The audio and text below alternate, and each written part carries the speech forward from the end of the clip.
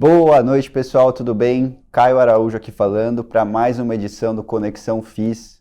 Hoje, edição especial, edição sobre logística e outros assuntos também, porque a gestora é grande, a gestora é a Pátria Investimentos. Estou aqui com o Antônio Wever e o Thiago Rocha. Tudo bem, pessoal? Prazer aí conhecê-los. A gente já se conhece, é claro, mas um prazer para os assinantes e para nós também da Empíricos, participar dessa live. Muito obrigado aí pela participação de vocês. Boa noite, é um prazer estar aqui com vocês, Caio.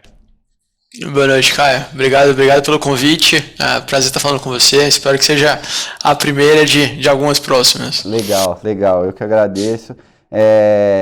O PATL, né, que a gente costuma falar aqui, o Pátria Logística, é um fundo aqui que muita gente, muito assinante já conhece aqui na casa, porque ele está recomendado há vários meses, vamos dizer assim, mais de um ano, e é um fundo que tem deslanchado, vamos dizer, esse ano aí, tem dado alegria para a maioria dos cotistas. Então a gente veio aqui também trazer um pouco mais sobre como a gestão fez esse trabalho de melhoria operacional do fundo, quais são os próximos passos. A ideia aqui é também saber um pouco mais sobre o Pátria e a presença deles no mercado imobiliário, que sempre foi bem forte.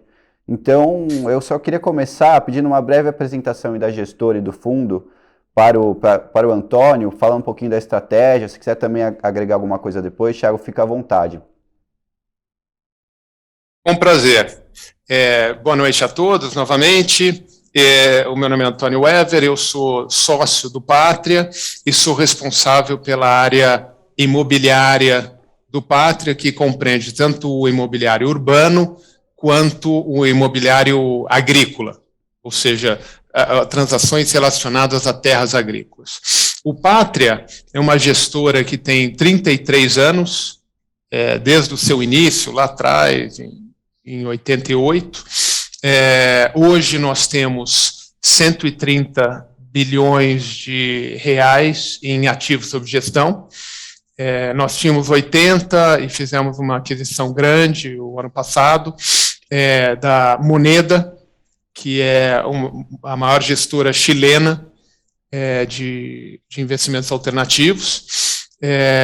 Nós temos escritórios, basicamente, que cobrem o globo inteiro. Na América Latina, que é o nosso foco, a gente tem em São Paulo, no Uruguai, em Montevidéu, no Chile, né, Santiago, com a Moneda, na Colômbia, em Bogotá, e a gente tem escritórios também de relacionamento com investidores e captação de recursos em Nova York, Londres, Hong Kong e Dubai.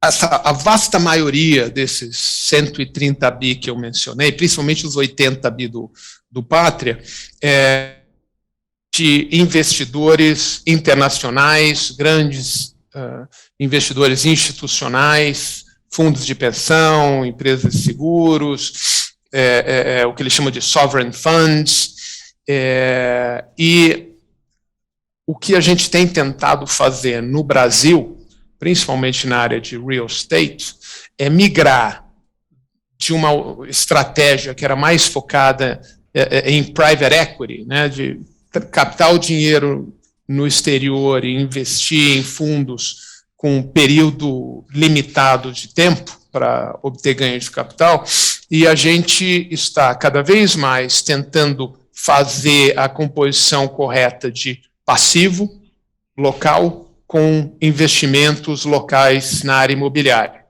E, por isso, a gente está desenvolvendo uma família de fundos de FIIs, que começou com o PATC, que é um fundo de lajes, e depois a gente desenvolveu o PATL, que é um fundo de logística. Começou em 2020, em outubro, com 2 ativos importantes que foram desenvolvidos pelo Pátria. Depois nós adquirimos mais 2 ativos, e o PATL é um fundo desenhado para ter baixa volatilidade nos seus retornos, porque a vasta maioria dos seus contratos são contratos atípicos, de longo prazo, com inquilinos de boa qualidade. Isso faz com que a estabilidade das receitas que a gente tem seja bastante boa, e facilita também o repasse, né, de reajustes, né, de repasse de inflação que a gente tem anualmente. Então, o PATL, nos últimos meses, tem tido uma apreciação bastante grande, porque eu acho que o mercado realizou que os preços onde ele estava tradando estavam defasados. A Empíricos, acho que foi uma das primeiras a identificar essa oportunidade, nos colocou na carteira recomendada, e hoje a gente vê uma série de outras casas seguindo essa recomendação. Apesar disso, os nossos rendimentos, né, os nossos yields mensais, ainda estão bastante atrativos, né? Hoje estão por volta de 9%, acima da média de fundos comparáveis, e com o aumento dos dividendos que a gente está prevendo, eles devem chegar a 9,2%, 9,3%. Então, a gente ainda vê muito potencial de apreciação para o produto em relação ao que está acontecendo no mercado. Até se eu puder complementar também, acho que tanto no aspecto de dividendo, como também até no aspecto de patrimonial, né? A gente está vendo esse movimento, acho que do mercado como um todo, acho que é um mercado que ele está, sim, sofrendo um pouco mais, quando você faz uma comparação, o valor de mercado dos fundos imobiliários com a patrimonial. O nosso caso aqui do PATL não é nenhum tipo de exclusividade, na verdade, inclusive mostra um pouco mais dessa oportunidade aqui especificamente, porque hoje é um fundo que está sendo negociado mais ou menos 80% da patrimonial. E até um ponto que vale mencionar sobre essa questão de história do Pátria, sobre questões de investimentos, porque o PATL é um fundo que é carro-chefe aqui da casa, é extrema importância e relevância aqui para a gestora. Inclusive, quando você olha no segmento de logística como um todo, é hoje um dos principais segmentos de investimento do Pátria nas suas diferentes estratégias, seja por meio do Private Equity, seja por meio da nossa área de infraestrutura, assim como já foi no passado e ainda é aqui também para a área imobiliária. E acaba que, para o nosso fundo, que obviamente passa isso para os nossos cotistas, a gente se aproveita disso, a gente se aproveita de uma sinergia que é interessante. Então você conversa com operadores logísticos, por exemplo, que é o nosso caso, na nossa tese de Private Equity, conversamos com o pessoal de infraestrutura sobre, inclusive, malhas rodoviárias, etc. Então, esse é um ponto que é muito positivo e a gente tenta trazer para o nosso investidor no longo prazo. Legal, obrigado, pessoal. Acho que já deu uma introdução legal e só vou dar primeiro alguns recados antes de passar para frente. A gente vai falar um pouco mais sobre logística nessa próxima pergunta, mas só confirmando, pessoal, o Antônio Weber, ele é sócio responsável pela gestão de fundos imobiliários e imobiliário em geral no Pátria. Então, tanto como ele falou, tanto o agro quanto o imobiliário ali tradicional. E o Thiago, ele toca o dia a dia do fundo. Então, a gente está falando aqui com dois especialistas no fundo. Acho que é importante a gente aproveitar o tempo deles e, por isso, a gente está disponibilizando aqui no chat do Renda Imobiliária o envio de dúvidas. Se for pertinente, claro, com o nosso tema aqui, a gente vai trazê-las, tanto no meio da transmissão quanto no final. Então, fiquem à vontade, eu já estou vendo o pessoal participando, fiquem à vontade para enviar dúvidas. E o último recado é, como eles estão aqui abaixo da câmera, às vezes eu vou olhar para baixo para vê-los, tá? Mas é só pela conversa mesmo, para não ficar mais o olho no olho em si. Então pode parecer estranho, mas é porque eles estão aqui, ó. Estou olhando eles aqui. Falando um pouquinho, voltando agora para as perguntas, um contexto de cenário macro, acho que eu queria trazer também de novo para o Ever, e depois se o Thiago quiser complementar, você fica à vontade mais especificamente sobre o setor logístico. A gente está observando assim, um cenário totalmente até favorável para a logística por conta da demanda, mas o macro em si, inflação global, risco político, taxa de juros subindo, tanto aqui quanto lá fora. Hoje a gente até viu um dado do IPCA 15 que foi abaixo das estimativas, o que o mercado sinalizou positivamente, né? Teve uma boa reação no mercado. Eu queria saber o contexto, assim, qual a visão de vocês, acho que primeiro falando no Antônio, sobre o mercado de FII nesse contexto, aí especificamente tijolo, lajes e logística, e depois se o Thiago puder agregar um pouco mais no específico de logística, questão de oferta e demanda, tudo que ele vê em relação a isso, acho que seria interessante. Claro. Bom, a situação macroeconômica obviamente não ajuda, os FIIs de tijolo têm sido penalizados, né, de uma forma bem considerável, os juros subiram bastante. O nosso economista diz: o Brasil foi um dos primeiros a subir a taxa de juros e provavelmente a gente vai colher os frutos desse movimento mais cedo que outros países. Então, existe uma perspectiva positiva para os próximos meses com relação à estabilização da inflação e a possibilidade de redução das taxas de juros. O que tem sido relativamente decepcionante é que a gente fica com essa expectativa e a inflação tem se mostrado mais resistente do que a gente esperava. E aí, como você mesmo falou, Caio, hoje foi a primeira luz no final do túnel de que as coisas podem estar entrando, né, na linha que a gente esperava, e isso deve ter um impacto positivo no mercado, nos segmentos de tijolo como um todo. Falando sobre logística especificamente, vou falar alguns temas gerais e depois eu passo para o Thiago. A gente está muito otimista, está muito confortável com o segmento de logística. Os preços estão se recompondo. Se você pegar preços ajustados por inflação nos últimos 5 anos, a gente ainda tem um desconto de 40%, 50% em relação ao que era em 2017.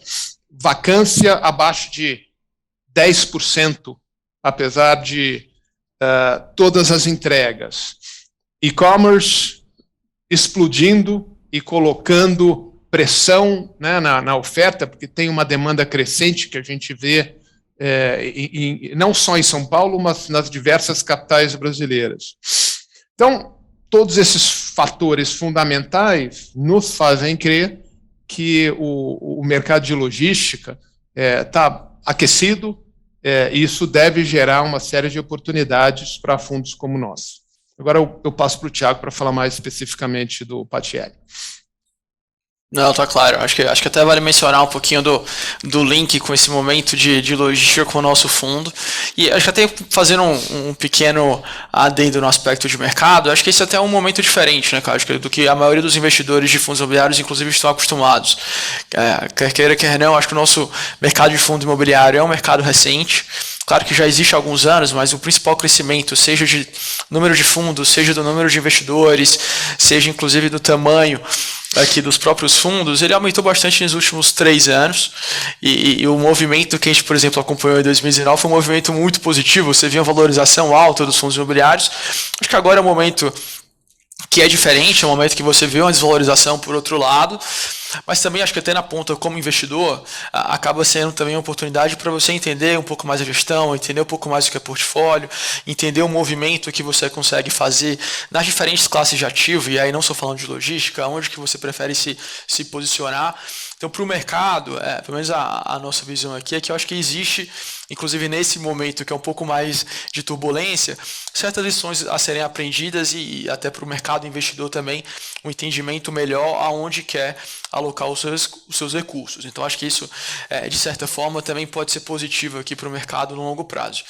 E aí, falando de logística especificamente, acho que o Antônio já fez alguns comentários sobre pontos positivos que a gente vem enxergando nesses últimos anos, e a pandemia, acho que até inclusive mostrou que logística é de fato um segmento resiliente, né? Até comparativamente com outros setores, a gente também tem exposição nesses outros setores, a gente percebeu que logística foi um setor resiliente, até por ser core para a maioria das empresas, quando você pensa aqui no nosso cliente como cliente inquilino. Então, esse é um ponto que é importante, acho que mencionar, a gente percebeu isso na própria ocupação dos ativos aí nesses últimos 2 anos, esse é um ponto positivo. Sem sombra de dúvidas, acho que o grande ponto que o mercado vem questionando agora é o nível de entrega, como é que você está novo estoque, como é que você está aumentando esse estoque, como é que isso pode prejudicar o mercado. de certa forma, a gente até já viu isso acontecendo, a gente viu isso acontecendo em 2014, 2015, quando houve, inclusive, o aumento do número, que até do percentual de vacância dos mercados. Acho que aqui a gente tem um cenário um pouco diferente, né? Acho que até falando um pouco no aspecto macro. Primeiro que é uma demanda que está mais sólida, é uma demanda mais consolidada. Segundo que, inclusive, né, acho que as próprias entregas, as novas entregas estão pressionadas. Quando eu digo que elas estão pressionadas por um aspecto quase, vai ter um tripé, né? Você tem um tripé que é alto custo de construção, você tem alto custo do terreno, então a gente percebe isso, é um valor que está aumentando aqui nesses últimos anos. E o terceiro ponto é que essa taxa de juros mais alta acaba demandando também do mercado retornos maiores. Para você entregar um retorno maior, tendo um custo alto de desenvolvimento, não tem muita surpresa aqui na equação, você tem que ter um aluguel mais caro. Que era o contrário do que existia, por exemplo, em 2014, 2015, quando você jogou uma pressão aqui de mercado para o aluguel mais baixo do que você tinha anteriormente. Então, acho que esse é um fator que acaba deixando o mercado pelo menos um pouco mais equacionado. Você tem sim uma pressão de novas entregas. Eu acho que é válido a gente falar para o mercado que a nossa visão aqui não é que a vacância vai diminuir, então acho que tem uma questão de estabilidade, pelo menos na nossa perspectiva, nesse patamar de 10% até 15%. Mas aí existe inclusive alguns mercados que você começa a perceber algum tipo de aluguel já tendo uma recuperação. Acho que isso não vai acontecer em todos os mercados, tá, no Brasil, mas você tem sim um movimento positivo. Quando você pega, por exemplo, né, acho que fugindo até um pouco de São Paulo, que as pessoas estão mais acostumadas. Quando você pega, por exemplo, o mercado de Minas Gerais, onde a gente tem o nosso imóvel de Ribeirão das Neves, é um exemplo disso, né? É um mercado que você tem uma vacância baixa, acho que você tem aqui níveis abaixo de 5%, e você já começa a perceber algum tipo de aluguel apreciando.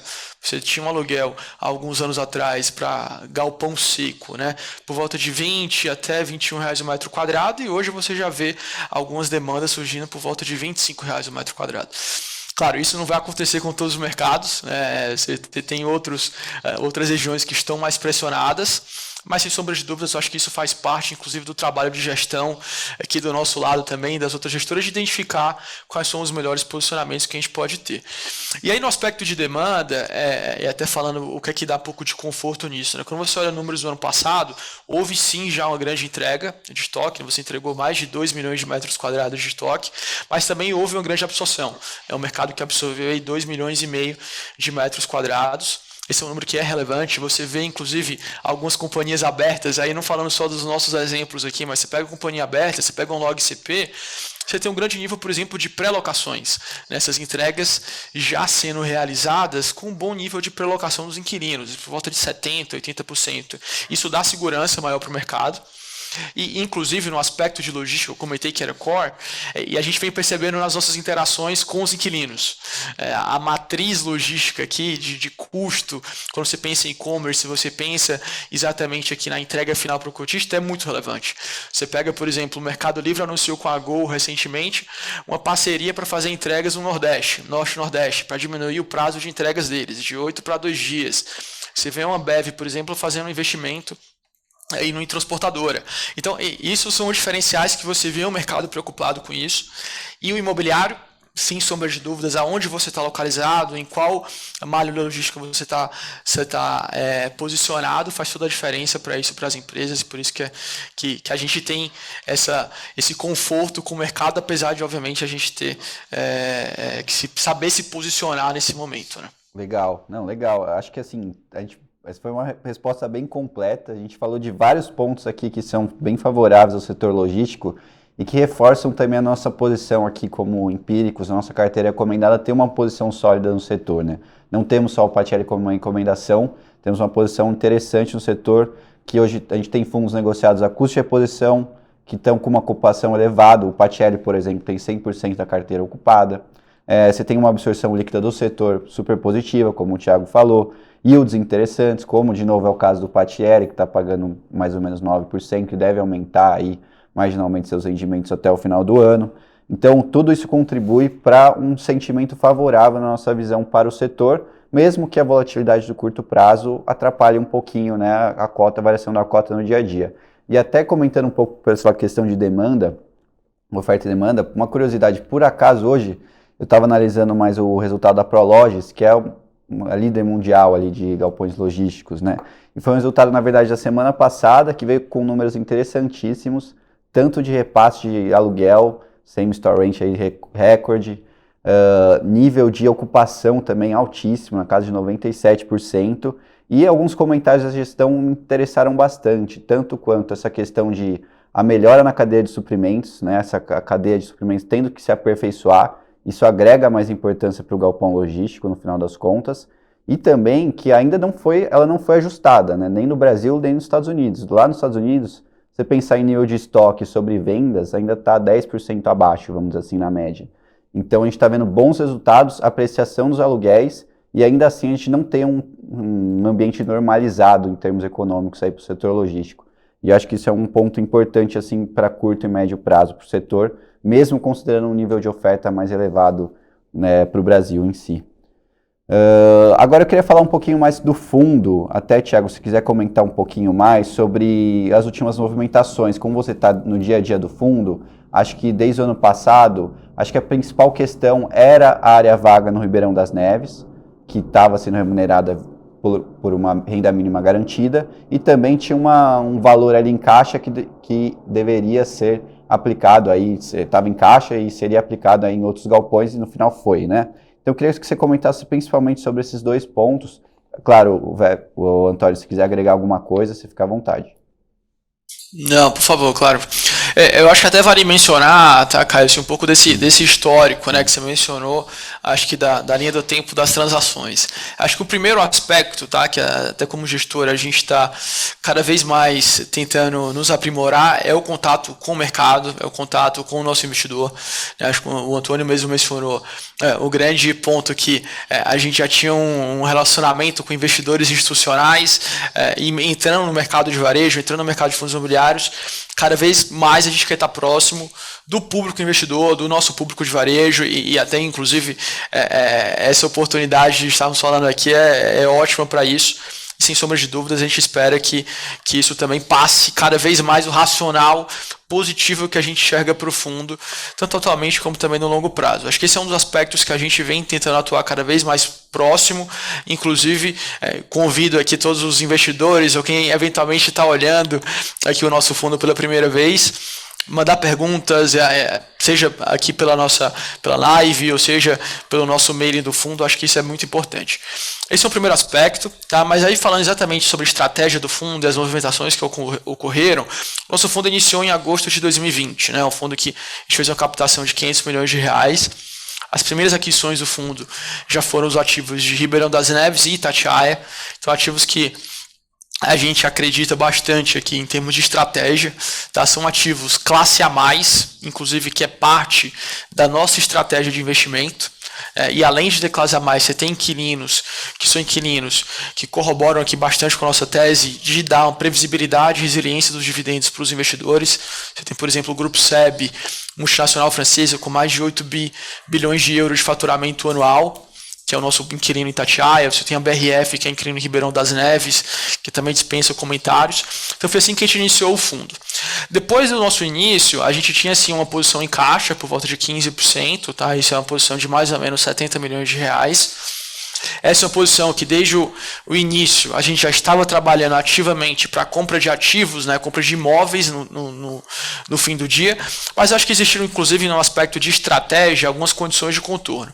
Primeiro, o nosso fundo já estava descontado, já tinha um certo desconto na patrimonial, isso impossibilitava inclusive você ir para uma nova oferta, e eu acho que esse é um ponto interessante, né? Acho que esse movimento de fazer novas ofertas com algum desconto na patrimonial é algo que a gente aqui não entende como um alinhamento com o nosso investidor, e esse é um ponto que é relevante a gente passar aqui para o público. E uma outra condição é que os preços que estavam sendo praticados de aquisição, inclusive em alguns dos casos, estavam acima do que a gente esperava como factível. Então, até compartilhando, a gente participava aqui de bid competitivo quase sabendo que alguns imóveis a gente não ia conseguir realizar a aquisição. Então, a gente mudou um pouquinho a chave, a gente começou a focar em imóveis menores, mas que mantinham a questão de qualidade, que a gente sempre buscava e a gente sempre prezou no fundo desde o início, desde o IPO. São de ativos classe A+, em regiões que também eram do nosso interesse, mas que cabiam no caixa. Então foi assim que a gente concluiu as aquisições dos ativos em Jundiaí. São aquisições que foram feitas em setembro. 2 ativos que você já traz um mapeamento diferente. Então, por exemplo, tem um posicionamento em São Paulo, para a gente é estratégico. Começamos com esse Jundiaí, no futuro a gente espera que a gente também consiga aumentar essa participação. Eixo Bandeirantes Anhanguera é o principal eixo logístico do país, né? Quer queira, quer não, você olha para o mercado de São Paulo, o mercado de São Paulo representa 40%, 50% do estoque brasileiro.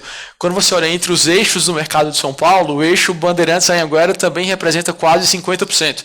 Então você está falando de exposição aí de 20%, 25% do estoque brasileiro nesse eixo. Então era sim um ponto interessante a gente se posicionar, inclusive com inquilinos aqui, que são inquilinos relevantes na malha logística, são operadores logísticos como, por exemplo, a Solística. E depois dessas aquisições, eu acho que solucionar esse aspecto do caixa, de alocação diretamente em imóveis, em tijolo, acho que isso já estava anteriormente, mas se tornou cada vez mais relevante o ponto de Ribeirão das Neves da gente solucionar essa vacância, né? E a gente inclusive foi passando as informações para o mercado, acho que um pouco ao longo do tempo. Então em novembro a gente já tinha anunciado que a gente estava com o MOU assinado, já a gente estava com mais ou menos uma negociação bem encaminhada, que finalizou em janeiro, e vale mencionar que acho que essa locação estava bem aderente ao que a gente estava buscando desde o início, né? Então o que a gente estava buscando aqui era ter um player como a PIFPAF, que foi o nosso novo locatário, que é um player relevante no mercado, não tem o mesmo tamanho que a BRF, mas é uma empresa que vem crescendo nos últimos anos, tem 3 bilhões de reais de faturamento por ano. Na matriz de receita deles, principalmente aqui no Brasil, a matriz nacional, Minas Gerais representa mais de 50% das vendas, então houve sim um casamento aqui bem legal em termos de operação do nosso imóvel com o inquilino, e aí você acaba tendo uma ocupação de um player que tem um crédito interessante, faz uma locação de 5 anos de contrato, e obviamente você já tem uma ocupação de 100% da área que estava disponível. Então você resolve todo o assunto. Obviamente a gente teve algumas conversas anteriores à PIFPAF de alguns outros players, ou que você faria ocupação parcial, ou você tinha um prazo de contrato menor, ou você não tinha o mesmo crédito que você poderia ter aqui com a PIFPAF. E o caso que a gente acabou negociando, fechando, acho que foi exatamente no nível de parceria que estávamos buscando desde o início. E a partir de então, né, acho que o fundo ele já mostra, acho que boa parte das caixinhas aqui preenchidas. Então você tem um fundo que está mais redondo, 100% ocupado, mais 70% de contratos atípicos, 97% aqui do nosso patrimônio está alocado em tijolo diretamente. E o nosso objetivo a partir de agora, inclusive o Antônio depois pode me complementar, é claro, está mais próximo do mercado. Acho que estamos aqui fazendo um contato cada vez mais próximo e a gente espera intensificar esse movimento.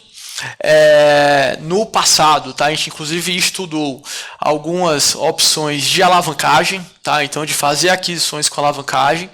Isso foi uma decisão da gestora de segurar esses movimentos. Então quando você olha, né, a diferença entre cap rate das aquisições com a taxa de juros que estava sendo aplicado para as dívidas, não era um movimento tão interessante para os nossos cotistas. Então a gente segurou esse movimento, tá? Então inclusive hoje acaba sendo um diferencial do PATL ante aos outros fundos de logística. É um fundo que ele é zero alavancado. Essa foi uma estratégia que a gente tentou se alinhar, inclusive em questão de risco com o nosso cotista.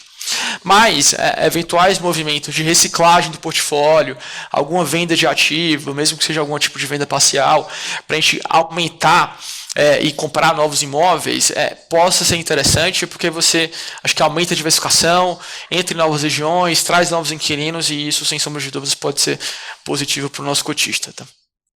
Legal, legal. Então já tem algumas pistas aqui dos próximos passos. A gente vai tratar sobre eles aí nas próximas dúvidas. Antes, só passar aqui rapidamente pelo chat. Tiago, já recebi sua dúvida aqui. Como esses dois fundos não estão aqui muito, vamos dizer assim, próximos do tema da live de hoje, eu vou comentar sobre um deles no próximo relatório, que é o Kinea Securities. O outro fundo não está na nossa carteira, então acho que a gente pode deixar para um plantão, quem sabe mais para frente, tá?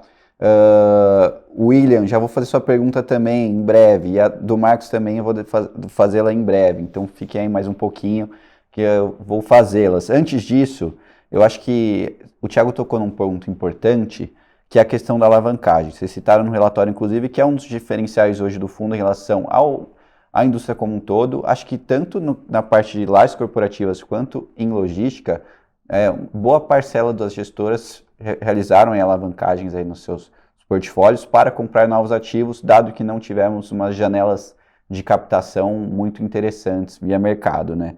Então, Antônio, se quiser comentar um pouquinho sobre essa postura do Safra, se é algo que vocês já pensaram no cotista, se é algo, acho que falar um pouquinho de governança como um todo, acho que seria importante, tanto nessa questão de alavancagem, para deixar transparente para o cotista qual a intenção de vocês, quanto na questão das emissões, e também falar um pouquinho de gestão. Acho que aí tocando num tema um pouco mais delicado, talvez, foi a questão do PATC, que teve algumas mudanças de gestão, teve uma questão de, vamos dizer assim, até devolução do patrimônio ao cotista, que eu acho que foi um movimento certo na época. Então, comentar um pouquinho sobre isso, dessa passada geral, se possível. Sem dúvida. Bom, começando com a sua pergunta em relação à alavancagem. Nós não temos uma restrição filosófica e dogmática contra a alavancagem.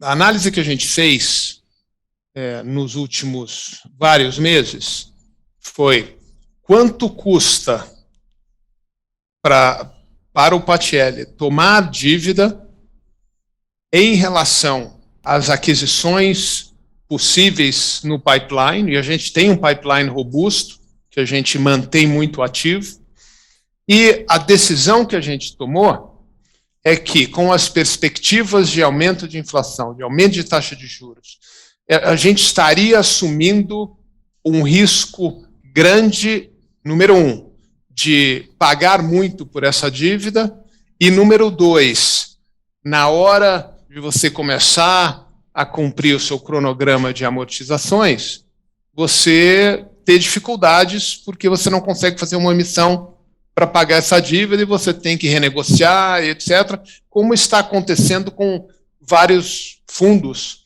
que a gente vê no mercado. Então, quer dizer, é uma combinação de sorte com a decisão correta. Eu acho, a gente tomou a decisão de não alavancar e acabou dando certo, porque teria sido ruim para o Patielli, apesar da gente ter boas aquisições no pipeline, ter tomado dívidas que se tornaram cada vez mais caras.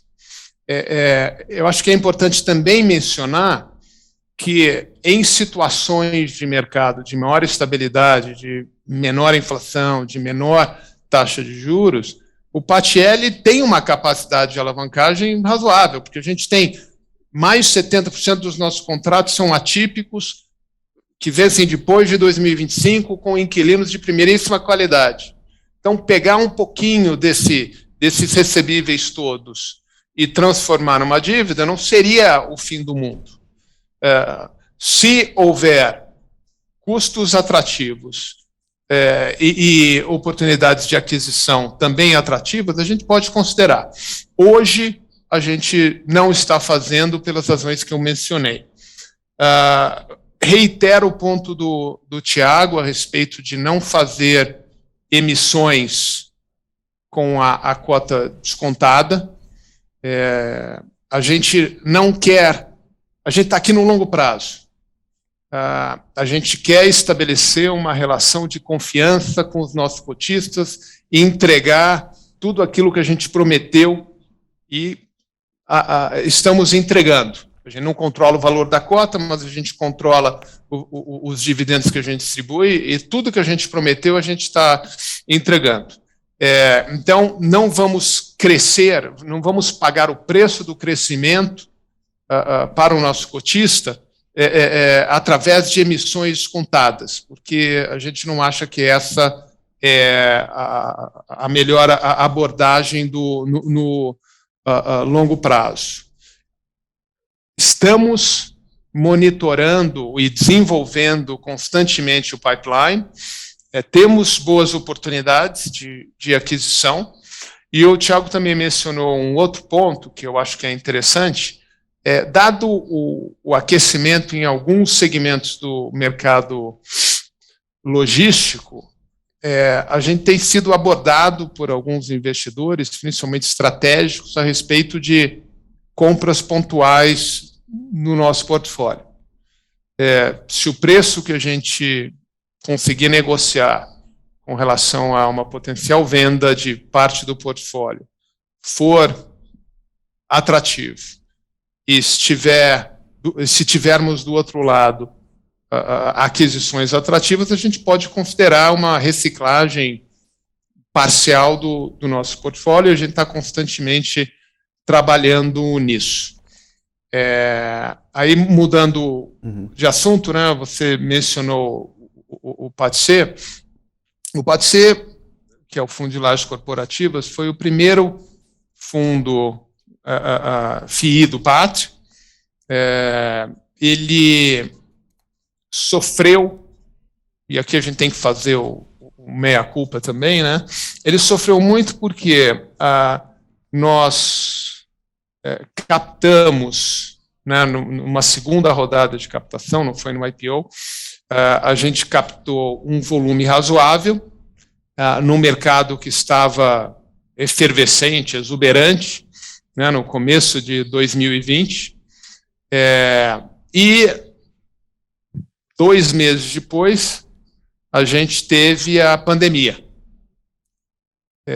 que gerou toda aquela conversa a respeito do home office, a queda dos aluguéis, a renegociação, o aumento de vacâncias, etc., que fez com que os gestores do fundo à época segurassem as aquisições. Olhando para trás, eu acho que a gente deveria ter adotado uma combinação de algumas aquisições com até mesmo a devolução de dinheiro para os cotistas mais rápido. Porque um FII não foi desenhado para ficar com caixa. A gente não pode ficar com caixa porque isso é muito custoso para o nosso investidor. Aí aconteceu,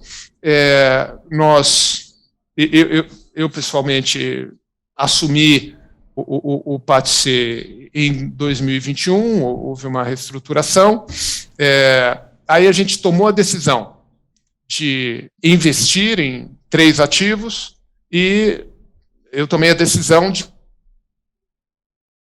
para o cotista pelas razões que eu acabei de mencionar, que a gente não queria ficar mais com dinheiro sem ter oportunidades atrativas de investimento. Hoje o fundo está estabilizado, a gente está ativamente trabalhando na eliminação de uma vacância lá que a gente tem. Achamos que isso pode ser resolvido nos próximos meses, mas estamos trabalhando muito duro para recuperar o valor da cota e entregar os dividendos que a gente precisa entregar para o nosso cotista. Legal. Aí tá aí, Marcos Antônio, pergunta sobre o PATC. Acho que se vocês tiverem mais interesse sobre o PATC, a gente, e é claro, se o Antônio e no caso a Júlia toparem, a gente pode até fazer outro conteúdo mais para frente sobre o PATC, falando um pouquinho mais sobre o fundo.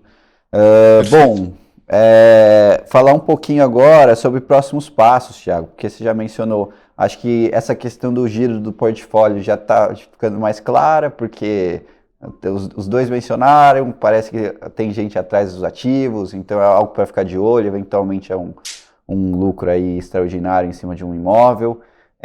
Queria saber um pouco mais então sobre próximos passos, e até pegando a pergunta falando um pouquinho aqui a pergunta do William, que ele pergunta quais as perspectivas sobre os principais locatários. Então eu queria adicionar, além disso, falar um pouquinho sobre a perspectiva de proventos para esse ano, que é o que a gente antecipou ali no início, mas se quiser detalhar um pouco mais, se isso é via reajuste dos contratos, como que funciona, quando que acontece, e também sobre, na hipótese aí do giro de carteira, a venda de um ativo específico, o que vocês estão olhando em termos de região, em termos de qualidade, seja cap rate, o que você quiser detalhar e puder detalhar, é claro, você fica à vontade. Claro, não, vamos lá. Acho que vamos dividir aqui a pergunta em duas. Primeiro falar um pouco sobre o portfólio atual e depois a gente entra um pouco sobre quais novos ativos a gente estaria olhando aqui para uma eventual reciclagem, o que é que estaria de estratégia de investimento do fundo. A primeira pergunta, né? Acho que o nosso fundo, até como a gente mencionou anteriormente, existe sim uma certa, acho que vantagem no relacionamento com os nossos inquilinos, porque a gente já tem uma parceria de longa data e mais do que isso, até tem uma questão de os próprios contratos serem contratos firmes e contratos atípicos. Então aqui 74% do nosso contrato, os 3 principais inquilinos, que são SEB, BRF e multiterminais, têm contratos atípicos. São contratos que vão até junho de 26, alguns até meados de 27, tá? Mais ou menos o início de 27. Então tem um prazo aqui que está um pouco mais de conforto para a gente. Inclusive todos os nossos vencimentos de contrato, eles apenas iniciam apenas no segundo semestre de 2025, então não tem nada previsto aqui de renegociação ou mesmo de revisional nesse curto prazo. Isso acho que facilita bastante nesse aspecto de, inclusive, repasse de inflação. Um outro ponto que vale mencionar sobre nossa carteira, que 94% da nossa receita imobiliária está atrelada a IPCA. A gente tem apenas um inquilino que tem um contrato que é IGPM, que é um inquilino que é a Solística, no nosso ativo de Jundiaí, ele tem mais ou menos 4, 5% da receita do fundo, e inclusive nas nossas próprias perspectivas aqui, a gente entende que o repasse de inflação, o repasse do IPCA especificamente, ele está mais alinhado, inclusive acho que aqui com o longo prazo, com esses inquilinos. Tá? Acho que esse é o primeiro aspecto. Quando você acaba trazendo isso para dividendo, tá? E inclusive nessa previsão de dividendo, sem inclusive considerar qualquer movimentação de ganho de capital, a gente tem sim uma perspectiva de aumento dos proventos. Então, no ano passado, a gente estava distribuindo 57 centavos por cota. Esse ano, a gente já está com 58 centavos por cota. E a ideia é chegar no patamar de até 60 centavos até o final do ano, né? Inclusive considerando já esses repasses de inflação nos contratos. Acho que dito isso, assim, acho que em termos de operação, tá? Acho que são operações que continuam, são bem relevantes. Se você pegar, por exemplo, a BRF, inclusive já elegeu o nosso imóvel como o melhor imóvel da companhia por alguns anos consecutivos. Muito importante, precisamos chamar a logística deles quando você fala de distribuição para Belo Horizonte, Ribeirão das Neves, apesar de ser um município que as pessoas às vezes não conhecem tanto, às vezes conhecem Contagem, Betim, está no mesmo raio de distância, então está diretamente aqui na rodovia que liga a capital, distância de 20, 30 quilômetros, a gente está muito próximo, isso é um diferencial para a BRF, para a SEB, né? Então até comentando um pouquinho sobre a relação com eles, que é o outro grande inquilino aqui do fundo.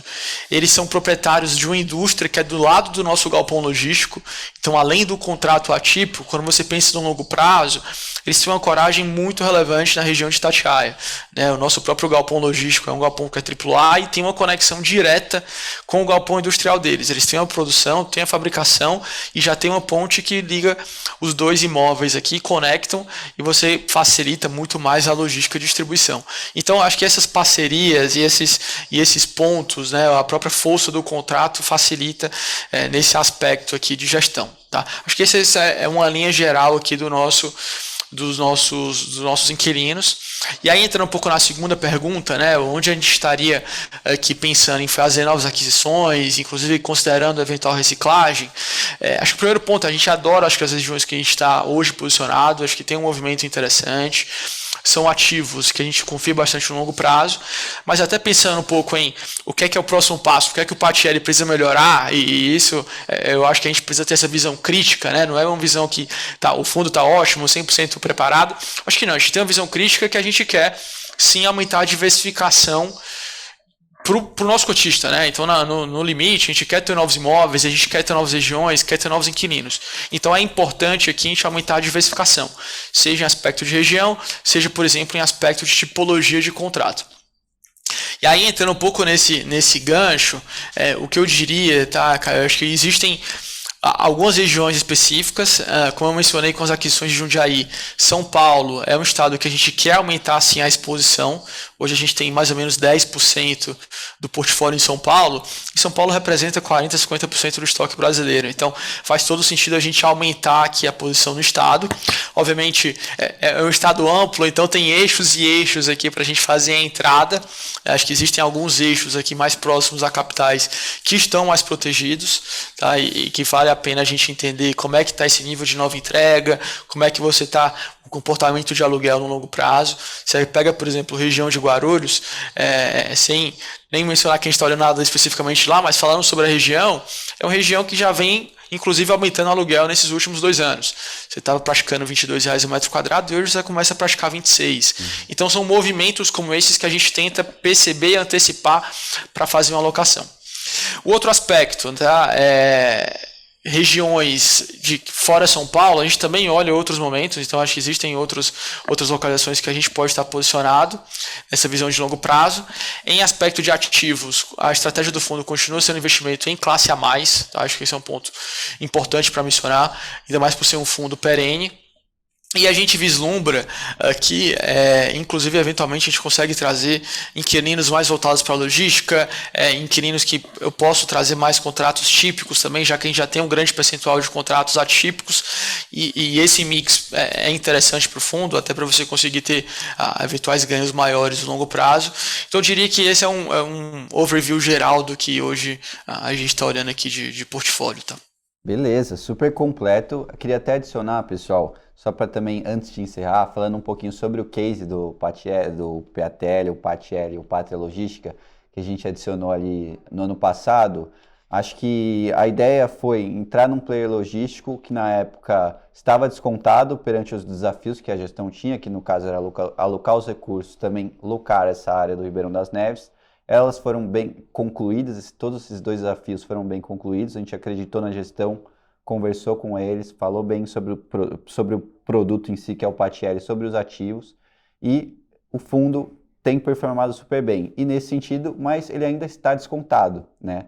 Eu vou trazer no próximo relatório, no dia 2, alguns comentários sobre o nosso modelo, nossas perspectivas, mas só olhando um pouquinho na atratividade do yield, desconta o valor patrimonial, que está bem exagerado na nossa visão, e a perspectiva de estabilidade que a gestão nos trouxe hoje, já dá para perceber que é uma tese interessante. Então, continuar acompanhando o fundo, acho ideal.